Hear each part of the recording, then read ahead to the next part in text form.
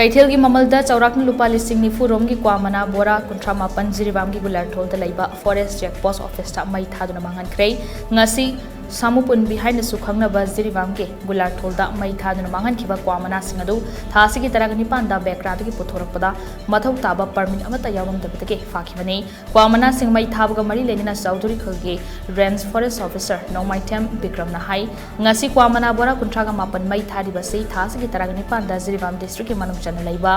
background gi miyoi kharana puthorakpada kwamana pubgi changba che changsing yawam dabata ke fabani ain gi matung ina tawphum thokpa sing tawraba matung da kwamana sing sei auction tawdana yona ba honaki adabu kana amatana auction da lobi dabata ke ngasi asi mai thaduna manghan bani ngasi mai thari ba kwamana sing sei kaithel gi mamal da saurakna lupa lising ni furom gi oigini haike akhoi ngasi dispose tawdari se det 18 da akhoi gi supari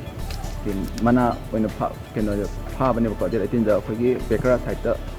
magi launch da properly moi je akhoi check tawba su document anta yaum da ba ko adu government ki permit gumba pp gumba forest anta yaum da ba adu jana ma je akhoi na si je akhoi na mathangi nongan ba da inja logi matung ina si je magi perishable item na akhoi gi monetary form case oina on thoga hayeng che adi case moi na ngamasu moi na sina kida moi na document puthong am da na moi na prem ko ta ga na adi case